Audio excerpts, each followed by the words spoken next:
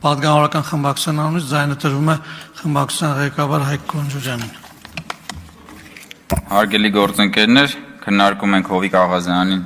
պատգամավորական անձեռնախելությունից զրկելու հարցը։ Ես չեմ տրվի գայթակղությանը եւ չեմ խոսի գործի բուն դրվագների մասին, հաշվի առնելով այն հանգամանքը, որ մեր խմբակցությունը առայժմ չունի որոշում եւ որոշումը կկայացվի դրա մասին բոլորդ կիմանաք, բայց ես անպայման կուզենամ խոսել քաղաքական բովանդակության մասին, որ այստեղ երեկվանից հնչում է։ Մասնավորապես թե պարոն Աղազարյանը, թե ընդդիմությունը, որը լծվել է պարոն Աղազարյանի պաշտպանությանը, սա մի տեսակ հիշեցնում է Դաշնակցության եւ պարոն Աղազարյանի հարաբերությունները մի տեսակ հիշեցնում են այն լատինաամերիկյան սերիալներ կային։ Այդ լատինաամերիկյան սերիալների բանն դրամատիկ բաներն են։ Նստեք, ստրկուի իզարուան չէր, բայց ձեր մտքով պաստորեն ստրկության հետ կապված բան անցավ մի անգամից։ Պարոն Մանուկյան, դուք նստեք ձեզ անդրադառնալու եմ դեռ։ Նստեք։ Գնում եք։ Մի գնացեք, մի վախենում եք, պարոն Մանուկյան։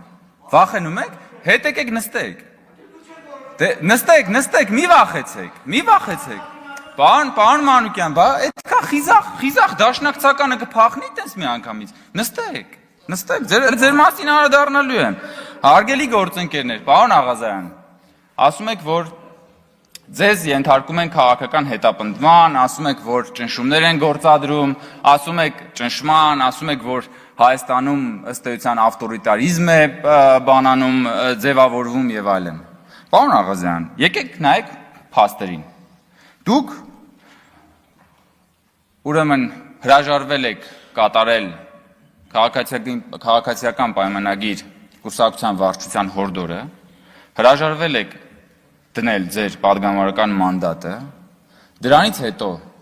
ակտիվորեն իրացրել եք ազատ խոսքի ձեր իրավունքը ժողովրդավարական երկրում, հետո հիմնադրել եք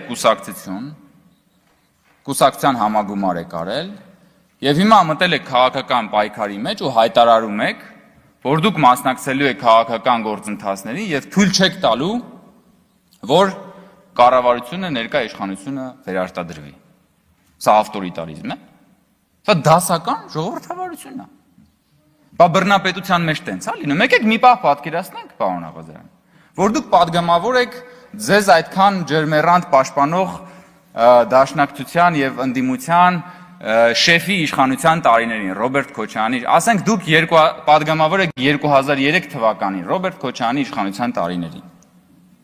Ինչ տեղի կունենար ձեզ հետ, եթե դուք օրինակ հանկարծ ձեզ ասվեր, որ դուք պիտի ձեր մանդատից հրաժարվեք եւ դուք հանկարծ համարձակվեիք մի հատ դժգոհության նշույլներ անգամ ցույց տալ։ Պարոն Դանիելյան, մի խանգարեք, իմ ժամանակը կվերականգնեք։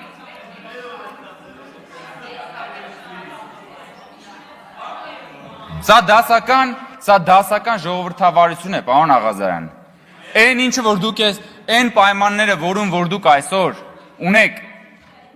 պաշտպանվելու բոլոր իրավունքները,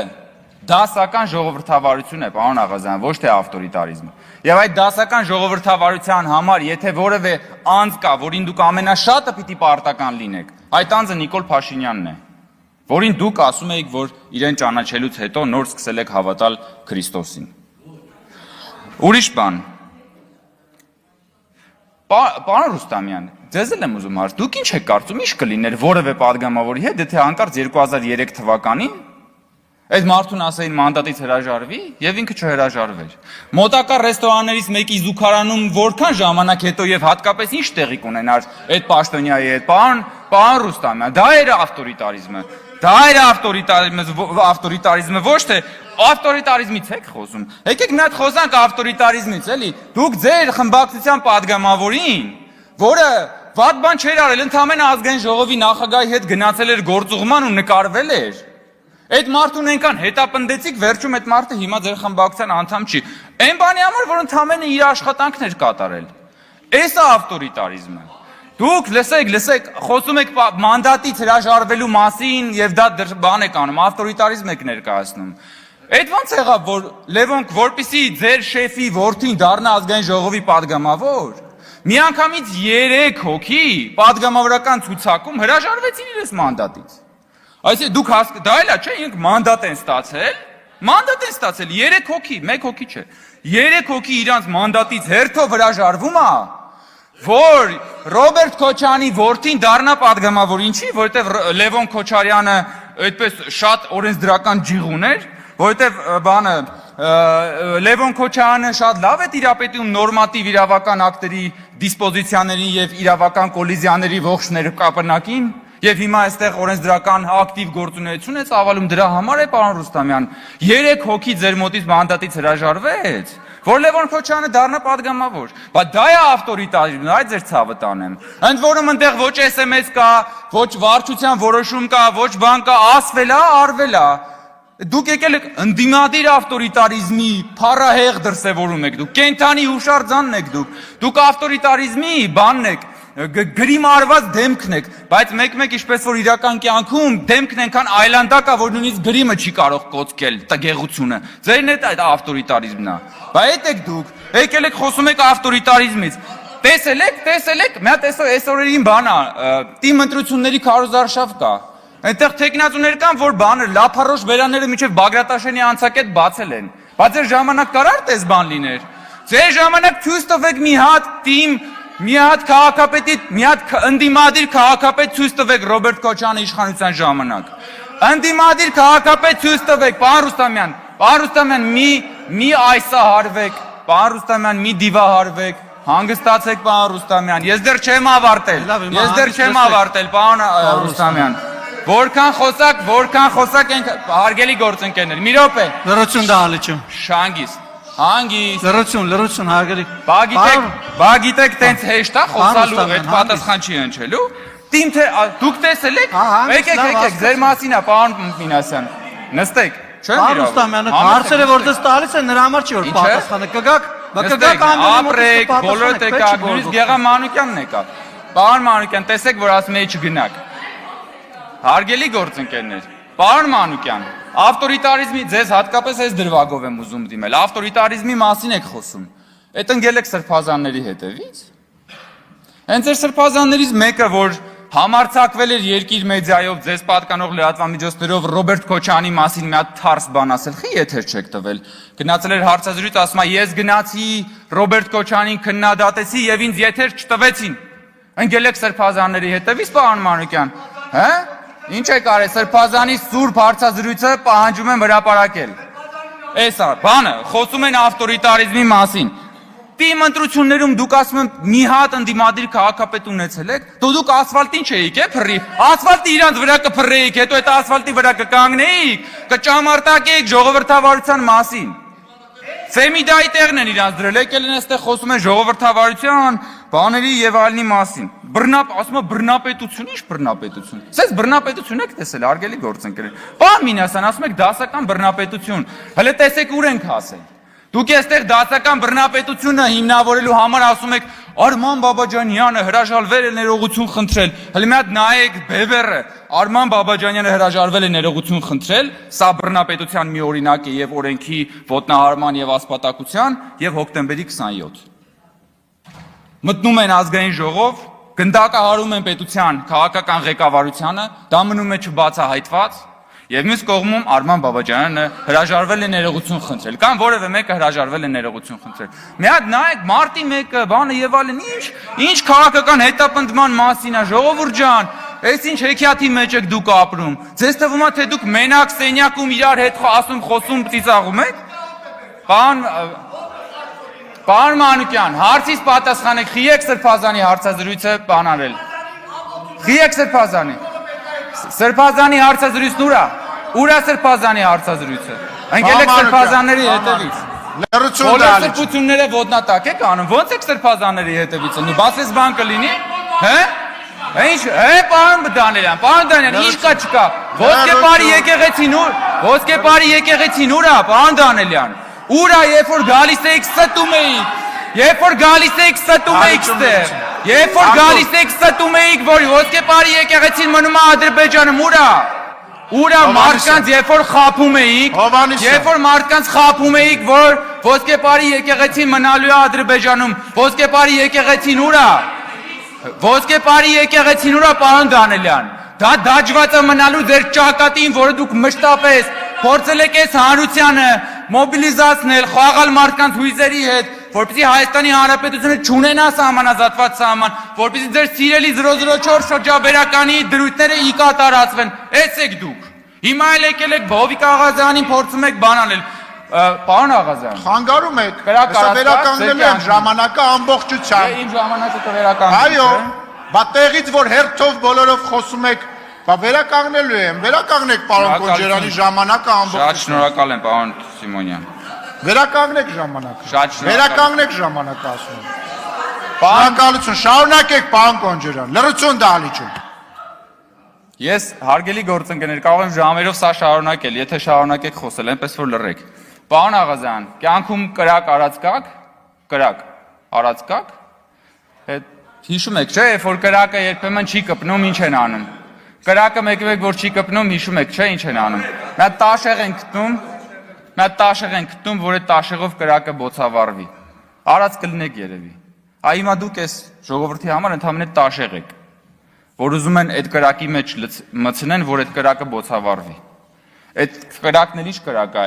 այդ այն կրակն է, որով որ իրանք ուզում են Հայաստանը եւ Հայաստանի ինքնիշխանությունն ու անկախությունը ու պետականությունը հրդեհել։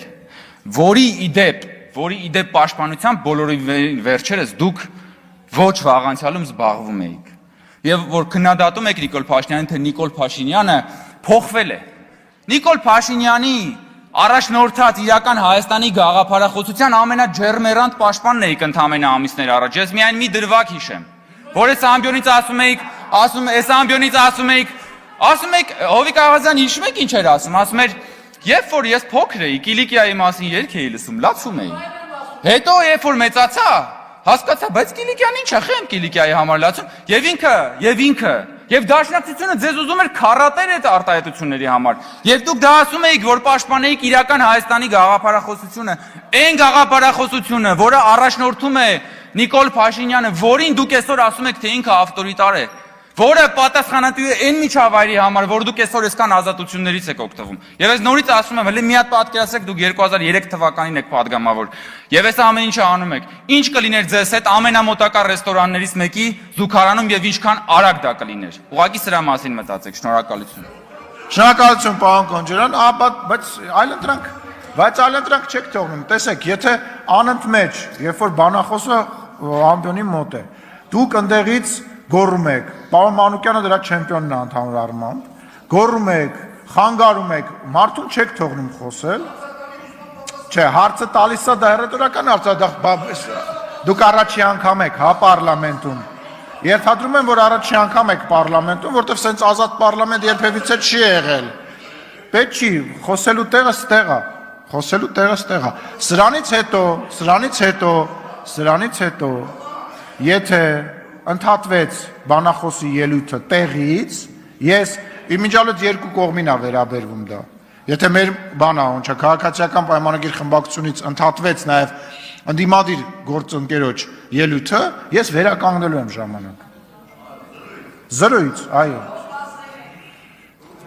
Տեսնում եք ինչ արդար արժե նախագահ ունեք։ Շնորհակալ եմ, շարունակում ենք։ Հաջորդիվ եզրափակիչ ելույթների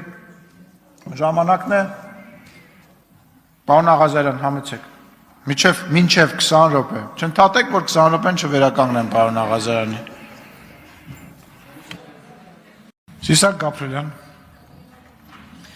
Շնորհակալ եմ, հարցս ուղղում եմ վարչապետ Նիկոլ Փաշինյանին, չգիտեմ, եթե անհրաժեշտություն դիտարկում մի փոքր նաև անեմ, իմ մոտ տպավորություն է, շարունակել եմ նաև գործընկերոջս էլի խոսքը, որ մեր ընդդիմության տրամաբանությամբ ստացվում է, որ Ալիևը հայ ժողովրդի ամենամեծ, այսպես ասած, պաշտպանն է, որտեղ նոր էլ վերջին հարցադրումը ինչ էր ասում, ինչ ասել է Ալիևը, բերե ներառել եք այս փաստաթղթում, ու ձեր ոչ մի բան չի ներառվել այդ փաստաթղթում, մինչդեռ մենք տեսնում ենք process, որ այդ ստորագրման գործընթացը ըստ էության մեր կողմից հայտարարում է, որ պատրաստ ենք հենց հիմա ստորագրենք, Ալիևի կողմից մինչև այս բա այդ համաձայնությունը չկա։ Եվ երկրորդ տպավորությունը, որ ինձ մոտ ստեղծվել է, որ մեր ընդդիմությունը կարծում է, որ այս բանակցությունները ինչ որ զիջման մասին են, այսինքն հայ ժողովուրդը ձեզ մանդատ է տվել գնալ Ադրբեջանից ինչ որ զիջում պահանջել կամ զիջում կորզել։ Իմ տպավորությամբ ձեր առաքելությունը, ձեր մանդատը Հայաստանամիսան 29743 կիլոմետրն է, ինքնիշխանությունն է եւ խաղաղությունը։ Այս կոնտեքստում բան վարչապետ, բայց շատ է խոսվում, ես կարծում եմ հասկանում եմ, որ չեք կարող նաեւ որոշակի մանրամասնել, բայց գոնե ընդհանրական սկզբունքային մակարդակով կարող եք ասել լավ այդ պայմանագրում են մի քանի կետերը արդեն կարելի ասել ամբողջական ձևակերպամբ բոլորը գիտեն, հա, այդ երրորդ ուժերի տեղակայում, չգիտեմ, հայցերի հետ քաշում, ընդհանրական մյուս կետերը կարող են մեր ժողովրդին գոնե ասել, որ նախ եւս մեկ անգամ փաստենք, որ չկա այնտեղ մի բան, որ վերաբերում է միայն Հայաստանին, եւ եթե այդ զիջման տրամաբանությամբ են գնում, ապա Ադրբեջանի Հանրապետությունը 17 կետով էլ զիջել է։ Այսինքն այդ թվում զիջել է եւ այս երրորդ ուժեր չլինեն եւ հայցերի հետ քաշում։ Այն մյուս կետերի մասով կարող եք ընդհանրական թեկուզ ասել ինչին են վերաբերվում եւ արդյոք այդտեղ կա թեկուզ մի տոկոս վտանգ Հայաստանի Հանրապետությանը։ Հարցին կպատասխանի Հայաստանի Հանրապետության վարչապետ Նիկոլ Փաշինյանը։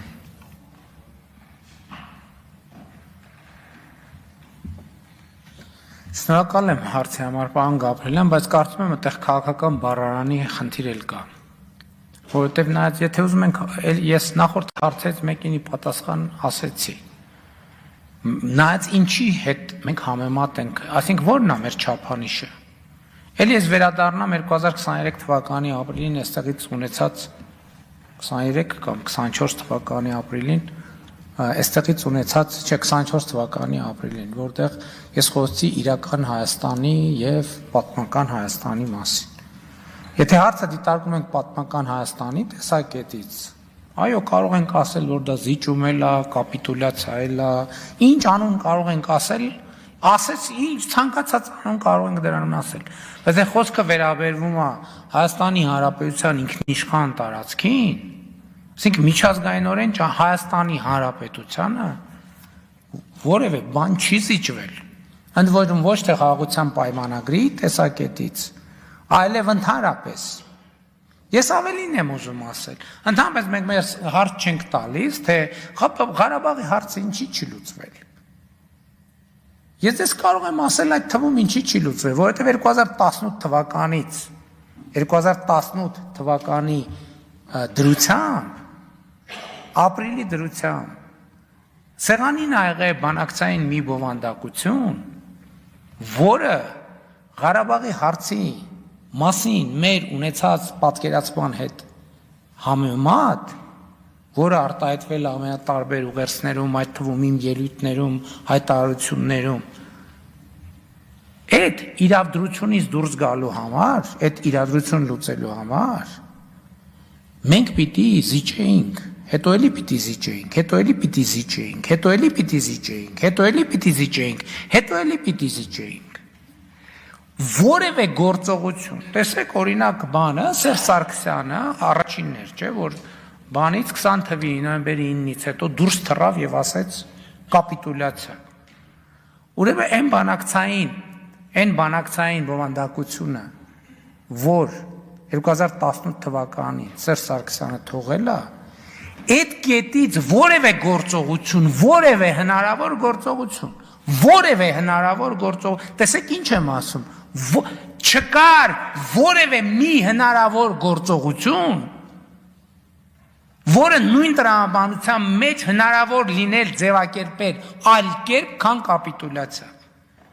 Որևէ գործողություն։ Եթե կար, թող այդ գործողությունը աներ, ոչ թե գար էս ամբյոնից բան աներ, պատերազմ անոնց աներ։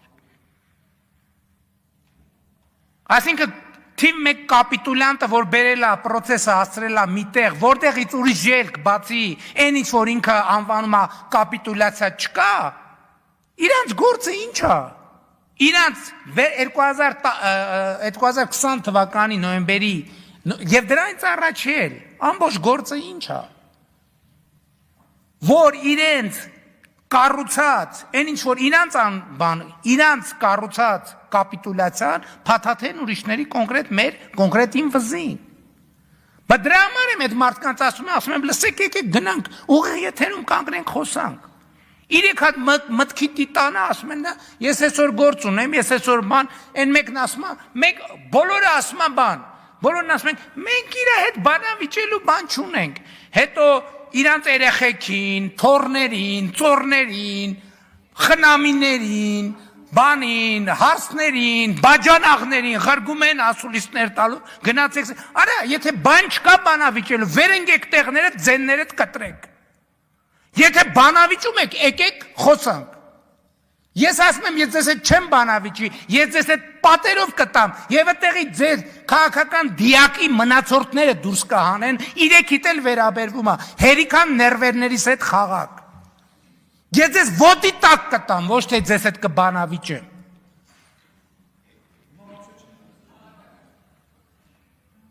Եվ գիտեն իրանք դա։ Եվ դրա համար էլ չեն գալի, այսա վաղը, այս պայծ սկսած, երեխեքը, թորները, ծորները, հարսները, բաջանաղները, աներձակները, քենիները սկսվելու է, ասում եմ, կամ վեր եք ընկնում, ձեններդ կտրում եք, այդ թեմայով չեք խոսում, կամ էլ գնում ենք ուղիղ եթերում բանավիճելու, ուրիշ տարբերակ չկա, սրանից հետո խոսակցությունը լինելու ասենց, հենց այս իրանց այդ բաներից, բանի շեստորկեքից մեկը ձեն հանեց, ասելու եմ ձեններդ կտրեք, գնացեք ձեր քաղաքական լիդերներին ասեք, բան ունեն ասելու, թողան խոսալու, գնում ենք ուղիղ եթերում խոսում ենք։ Հերիքան ինչքան կարելի է մարդկանց բան անել, սղոցել ուղակի։ Ընդ որում պրոբլեմը մեզ չեն սղոցում, սա մեզ համար բացարձակապես ձեռնտու խոսակցություն է։ Սղոցում են մարդկանց, սղոցում են հանրության նյարդերը։ Էս է խնդիրը, ասում եմ, սա մեզ համար քաղաքական ամենակոմֆորտ միջավայրն է։ Ասենք քաղաքական լիդերներ եւ քաղաքական ուժեր, որ ընդհանրապես բան չունեն ասելու, որևէ քաղաքական շանսից զուրկ է, ասենք միլիարդ էլ ծախսեն իրանց, ասենք գիտությունը չի կարա, էլի կարա ԴՆԹ անալիզ անի, բայց դինոզավրին չի կարա կենթանություն հաղորդի։ Ասենք սրանից ավելի լավ քաղաքական միջավայր մեզ համար չկա, բայց իմ պրոբլեմն է նա, որ մարդկանց ժողովրդի ներվերի հետ են անդադ սղոցում։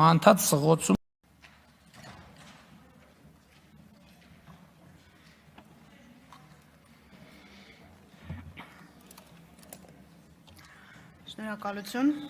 ազգային ժողովի մեծարգո նախագահ, հարգելի նախագահություն, հարգելի պատգամավորներ, հարգելի քաղաքացիներ, լրագրողներ, ազգային ժողովի կանոնակարգ սահմանադրական օրենքով նախատեսված ժամանակահատվածում հակիրճ կներկայացնեմ ազգային ժողովի 8-րդ գումարման պատգամավոր Հովիկ Հովսեփի Աղազարյանի նկատմամբ քրեական հետապնդում հարուցելուն համաձայնություն տալու մասին միջնորդագիրը։ Միջնորդագիրը պաշտոնապես ուղարկված է ազգային ժողով եւ հրապարակված է ազգային ժողովի պաշտոնական կայքում։ Քրեական վարույթի համաձայն հակակոռուպցիոն կոմիտեում քննվող վարույթով նախաքննության ընթացքում տվյալներ են ձեռք բերվել այն մասին, որ Սլավիկ Կարապետյանը իր կնոջ հոր Աշոտիկ Կամավոսյանի խնդրանքով 2023 թվականի օգոստոսի 8-ին դիմել է իր մտերիմ Սլավիկ Պողոսյանին, որպեսզի նա իր հերթին դիմի պաշտոնատար անձ հանդիսացող օրենսդիր իշխանության ներկայացուցչին 200-ից 300,000 դոլար գումարի դիմաց, օգտագործելու ՍԱՏՄ պաշտոնատար անձանց նկատմամբ ունեցած ենթադրյալ ազդեցությունը, վերջինների կողմից իրենց ծառայողական լիազորություններն օգտագործելով Աշոտիկ Կամավոսյանի օգտին ապօրինի գործողություններ կատարելու, այն է առանց համապատասխան փաստաթղթերի կամ կեղծ փաստաթղթերով գյուղատնտեսական կենդանիներ արտահանելու գործընթացը կազմակերպելու համար։ Ստացված տվյալների համաձայն օրենսդիր իշխանության ներկայացուցչի հետ հանդիպման վերաբերյալ պայմանավորվածություն ձեռք բերելուց հետո Աշոտիկ Կամավոսյանը եւ Սլավիկ Պողոսյանը նույն օրը մեկնել են Գեղարքունիքի մարզ, որտեղ Սլավիկ Պողոսյանը հանդիպում եւ քննարկում է ունեցել օրենսդիր իշխանության ներկայացուցչի հետ, ով ընդունել է վերոնշյալ առաջարկը։ Քրեական վարույթով ստացված փաստական տվյալների հաշվառմամբ հակակոռուպցիոն կոմիտեի քննիչը ներկայացրել է առևոտ հանցանքի մասին հաղորդում, որի հիման վրա 23 թվականի դեկտեմբերի 7-ին հակակոռուպցիոն կոմիտեում քրեական օրենսգրքի 438 հոդվածի 3-րդ մասի 2-րդ կետով, 439 հոդվածի 3-րդ մասի 3-րդ կետով, 46 439 հոդվածի 3-րդ մասի 3-րդ կետով, 435 հոդվածի 2-րդ մասի 3-րդ կետով, 436 հոդվածի 2-րդ մասի 3-րդ կետով, 437 հոդվածի առաջին մասով նախաձեռնվել է քրեական վարույթ։ 2024 թվականի նոյեմբերի 27-ին Հակակոռուպցիոն կոմիտեում ստացվել է քննչական կոմիտեում քննվող մեկ այլ քրեական վարույթն իրականացնող քննիչի հաղորդումը, որով փաստվել է, որ քրեական վարույթի ընթացքում իրականացված թվային խուզարկության ժամանակ հայտնաբերվել են տեսաձայնագրություններ, որոնց ուսումնասիրությամբ պարզվել է, որ Արամ անունով քաղաքացին 2024 թվականի հունվարի 20-ին դիմել է Հայկ Նազարյանին հայտնելով, որ 2021 թվականին մաս ընդհանուր $23,000 եւ $300,000 դրամ է տվել պաշտոնատար անձ հանդիսացող Հայաստանի Հանրապետության օրենսդիր իշխանության ներկայացուցչին իր օգտին գործողություններ կատարելու։ Այն է, իրավասու պետական մարմինների կողմից վթարային վիճակում գտնվող դպրոցը քանդելու թույլտվություն ստանալու, այդ հողատարածքի մի մասի վրա դպրոց կառուցելու, իսկ մյուս մասի վրա պաշտոնատար անձ հանդիսացող օրենսդիր իշխանության ներկայացուցչի օգնությամբ բազմաբնակարան բնակելի շենք կառուցելու թույլտվություն ստանալու համար։ Հաղորդման հիման վրա նույն օրը Հակակոռուպցիոն կոմիտեում հարուցվել է քրեական վարույթ, քրեական օրենսգրքի 435 հոդվածի 3-րդ մասի 3-րդ կետով եւ 436 հոդվածի առաջին մասով։ 2024 թվականի դեկտեմբերի 7-ին երկու վարույթները միացվել են։ Քրեական վարույթի ուսումնասիրությամբ պարզվել են, որ ձեռք են բերվել փաստական տվյալներ, որոնք հիմք են տալիս Հայաստանի Հանրապետության ազգային ժողովի 8-րդ գումարման պատգամավոր Հովիկ Աղազարյանի նկատմամբ քրեական օրենսգրքի 438 հոդվածի 3-րդ մասի 2-րդ կետով եւ 435 հոդվածի 3-րդ մասի 3-րդ կետով հարուցել հանրային քրեական հետապնդում։ Ոստի քրեական դատավարության օրենսգրքի 38 հոդվածի առաջին մասի 14-րդ կետի պահպանմամբ 2025 թվականի մարտի 7-ին հսկող դատախազի կողմից ներկայացվել է առաջարկություն քրեական հետապնդման անձեռնմխելիությունից օգտվող Աղազարյանի նկատմամբ քրեական հետապնդում հարուցելու համաձայնություն ստանալու միջնորդությամբ հանդես գալու։ Ներկայացնեմ որոշակի տվյալներ քրեական վարույթից, ապացույցները թվարկված են ձեզ ներկայացված միջնորդագրի մեջ, կանդրադառնանք արդեն հարց ու պատասխանի շրջանակներում։ Այսպես ապօրինի վարձատրության դիմաց պաշտոնատար անձի նկատմամբ ենթադրյալ ազդեցությունն օգտագործելու դրվագով պարզվել է, որ ներքին գործերի նախարարության ոստիկանության ճանապարհային ոստիկանության ծառայության Արմավիրի մարզի հաշվառման քննական բաժնի ավագ տեսուչ Սլավիկ Կարապետյանը իր կնոջ հորը ներողություն Աշոտիկ Կամավոսյանին ծանոթացրել է իր ընկեր Սլավիկ Պողոսյանի հետ, նրա մտերիմ ազգային ժողովի 8-րդ գումարման պատգամավոր Հովիկ Աղազարյանի օգնությամբ գործող իրավակարգավորումների, կառավարության 2010 թվականի հոկտեմբերի 21-ի որոշմամբ եւ սննդամթերքի անվտանգության տեսչական մարմնի ղեկավարի 21 թվականի հունվարի 26-ի հրամանով նախատեսված կարգերի շրջանցմամբ առանց համապատասխան փաստաթղթերի եւ առանց կենդանիներին կարանտինացնելու 150-ից 200,000 գլուխ գյուղատնտեսական կենդանիներ Արաբական Միացյալ Էմիրություններ արտահանելու գործընթացը գումարի դիմաց կազմակերպելու համար։ Այդ նպատակով Աշոտիկ Կամավոսյանը 23 թվականի օգոստոսի 8-ին Սլավիկ Պողոսյանի հետ մեկնել է Գեղարքունիքի մարզ Սևան քաղաք Հովիկ Աղազարյանին հանդիպելու նպատակով։ Աղազարյանի հետ առանձնազրույցի ընթացքում Սլավիկ Պողոսյանը Աշոտիկ Կամավոսյանի անունից առաջարկել է $200-ից $300,000, 150-ից 200,000 գլուխ գյուղատնտեսական կենդանիների արտահանման գործընթացը կազմակերպելու համար։ Իր հերթին Աղազարյանը պատրաստակամություն է հայտնել մտածել առաջարկի շուրջ եւ գործընթացն իրագործելու նպատակով պաշտոնատար անձանց հետ ձեռք բերել պայմանավորվածություններ։ Հաջորդ օրը 2023 թվականի օգոստոսի 9-ին Հովիկ Աղազարյանը զանգահարել է Սլավիկ Պողոսյանին եւ առաջարկել հանդիպել ազգային ժողովի վարչական շենքի մոտ։ Համաձայնելով առաջարկին Սլավիկ Պողոսյանը նշված վայրում միայնակ հանդիպել է Հովիկ Աղազարյանին, որի ընթացքում Աղազարյանը հայտնել է, որ գործընթացն իրագործելու նպատակով արդեն իսկ պայմանավորվածություններ է ձեռք բերել պաշտոնատար անձանց հետ, սակայն չի հստակեցրել թե ում հետ, որից հետո գործընթացը սկսելու համար պահանջել է $100,000, նշելով, որ գումարի մյուս մասը 100,000-ը կպահանջի հետագայում գործարքի մեկնարկից հետո։ Ընդ որում Աղազարյանը հայտնել է, որ նշված գումարի դիմաց կարող են արտահանել անսահմանափակ քանակի կենդանիներ։ Հովիկ Աղազարյանի առաջարկը Սլավիկ Պողոսյանը փոխանցել է Աշոտիկ Կամավոսյանին, ով համաձայնվել է առաջարկված պայմաններին։ Հաջորդ օրը 23 թվականի օգոստոսի 10-ին պայմանավորվածության համաձայն Սլավիկ Պողոսյանը եւ Աշոտիկ Կամավոսյանը ազգային ժողովի վարչական շենքի մոտ հանդիպել են Աղազարյանին, որից հետո Աշոտիկ Կամավոսյանը տեղեկացրել է, որ կարողացել են հավաքել $20,000, ուստի առաջարկել է այն փոխանցել Աղազարյանին, իսկ պայմանավորված գումարի մնացած մասը վճարել կենդանիների յուրաքանչյուր խմբականակի արտահանման ժամանակ։ Աղազարյանը սակայն առաջարկից հրաժարվել է, վրդովել եւ նշել, որ դա իրենց նախնական պայմանավորվածությամբ որոշված գումարի չափը չէ։ Իսկ ինքն արդեն պայմանավորվածություններ է ձեռք բերել պաշտոնատար անձանց հետ եւ հրաժարվել է $20,000 գումարը վերցնել։